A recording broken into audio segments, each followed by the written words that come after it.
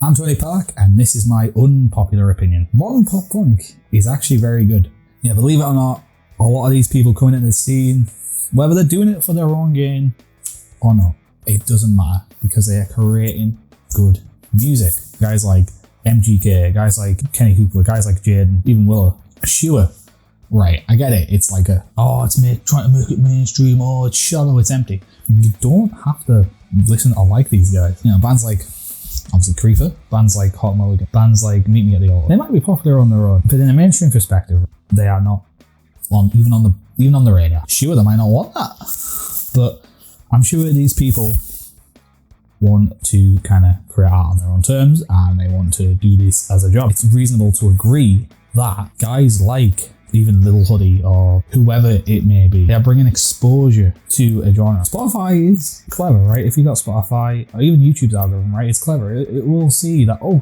I'm listening to a lot of pop punk right now. Oh, who does MGK sound like? Oh, well, let's listen to Blink, and then you listen to Blink. And who did Blink to? We were like, well, I guess it was 2 years ago now, or 3. Oh, well, yeah, that's neck deep. You see where this starts to go. Blink like collab with artists all the time. Well, obviously with Travis B, but we'll get onto him. He's a whole different flip of a topic. Blink have collabed with, like I say, neck deep on many occasion. Then you kind of look, and it's like, oh, you got, oh, who else was from that era that sounds like this kind of friendly mainstream radio pop punk group? You found Glory. Well, who have they toured with all these times? You know, they've toured with like the Wonder Years and like Knuckle Puck, and then maybe Adam. Even if it's like from a non-nostalgic point of view, somebody like a band like State Champs, for example, which is very, let's be honest, radio friendly. As much as I like State Champs, you know, let's not pretend they're something they're not. They're not reinventing the wheel here. Sure, like you guys like the Wonder Years and the Hot Mulligan and people like That Story So Far, some modern stuff. They are having a discussion about like topics that are out there, not mainstream friendly, and that's good. That's great. Those are like the pinnacle of the genre, if you ask me. But sometimes not everyone wants that. Sometimes people just want to have fun, man. Like, it's like guys like, you know, MGK said, like, just stop becoming fun. Like, people like rock stars in the sense of they either like and idolize their lifestyles or they love to hate them. And I feel like pop punk lost that. For example, this is a completely different tangent, but you look like nu metal and like, sure, that was a short flame and it lit really fucking quickly, but can you tell me Fred Durst did not also follow this mantra and he made that genre? And sure, like Colin and Slipknot were massive for it too. Let's not pretend. Like, I'm not gonna get in over my head, but you know, Limp Bizkit and Fred Durst in particular took that and they were like, yeah, let's blow this up. And I look at that comparison with MGK and the pop punk scene and go, yeah, this guy is a bit of an arsehole, right? I'm under no illusions here. It's not pretending to be something it's not, which is what a lot of people wouldn't like about pop punk, you know, like that it's too happy, too cheerful. Sure, we're still a bit away from Machine Gun Kelly getting to Fred Durst levels of 2000 popularity, and that's a whole nother strategy, to be honest. Like, if you generally look how big he was. But the comparison is still relevant of having this one star tied to a genre. Things have to evolve and we can't live off these names forever. I mean, kind of why the genre, maybe it didn't almost die out, but it definitely suffered a huge slump in popularity, and it was for a reason, because even in the mid-2000s you had guys like Paramore, you know, Panic and Fall Out Boy, who, yeah, it's debatable whether, you know, or they were emo or they were pop punk. The roots, I would say, were in pop punk, whether you can say, obviously there's that discussion whether it actually formed emo and that became its own thing, but they still started deep rooted in this genre and they left it. And a lot of people, other than maybe the guys at Blink, that kind of did the same thing. But we're kind of having that discussion again. And sure, we had the Tumblr 2012 to 2015 era of pop punk, which did get, I would say, cult levels of popularity. I wouldn't say mainstream, personally, but that was great for the genre. You know, like it had its moment, and there was a lot of people in the genre live off that success. Neck Deep, State Champ, Story So Far, they all kind of live off that success. They still create great stuff. I'm not trying to say they aren't evolving, they definitely are, but that's where they got found. And we can compare that to now. We're not at a mainstream level yet. That would be, I think, a silly thing to say. But I do believe that we can look at guys like MGK, Youngblood, Kenny Hoopla especially, who for me is the future, especially if he keeps making music of this quality. He's kind of creating stuff that could be like mainstream popular, on the cusp of it. But it's also got that kind of things that deeper meaning bands, if you want to call them that, have too. And I think that's enough. I have nothing but respect for Kenny Hoopla. And we're forgetting the most important ingredient of all, Travis Barker. Yeah, right. A lot of people will be like, oh, he produces stuff for everyone. Oh, he works with rappers. He works with yada yada yada.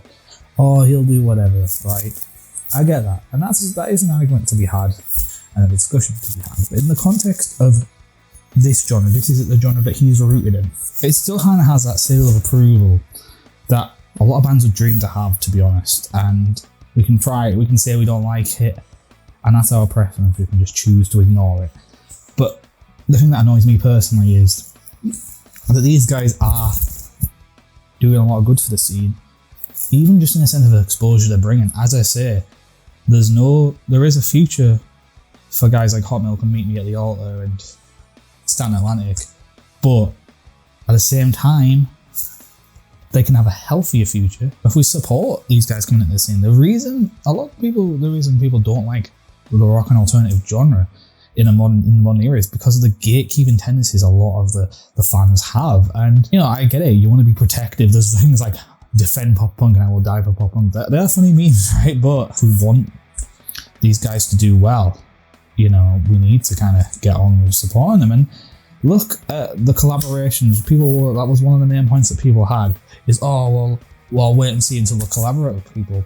Nothing Nowhere, a decent sized name, collaborate with Stand Atlantic. Great song, Deathwish, amazing, right?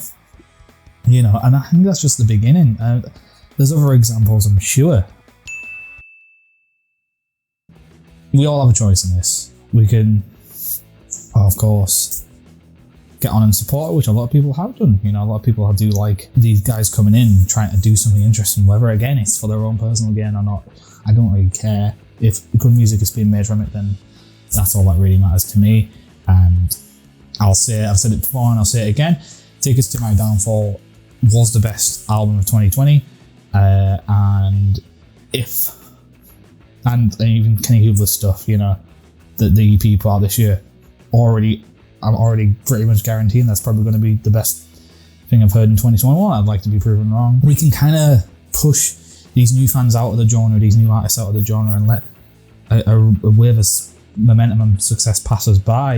We can, because we've flirted with success before. That Tumblr era of pop punk was great, but if we ever want that kind of feeling again of having somebody on the level of Blink-182 or Green Day or Sum 41, we need to kind of support this kind of new wave that's coming in. Who's to say that Stand Atlantic won't collaborate with another emo rapper or whatever? So that's my unpopular opinion. And you can say, it's kind of a popular opinion actually. Well, it's the internet, and is any opinion really unpopular or popular anymore? But that's not the point. I wanted to kind of raise awareness to an issue that at least I was passionate about. Let me know what you think. You can totally disagree with me. I don't mind. I'm a big boy. I can take it. Let me know down below. Maybe suggest some guys in pop punk that are upcoming that I don't know about. They probably won't know them. Let me suggest some emo rappers if you want. I don't care. Right? I love music. I'll absorb it in some way. But yeah, comment, subscribe, and share the video and get involved, and let's get some buzz going. Let's kind of get this going, because I love talking about this stuff, and I'd love to talk about it with you guys more. So yeah, that's been me today. I've been Tony, and this has been my unpopular opinion. Peace out.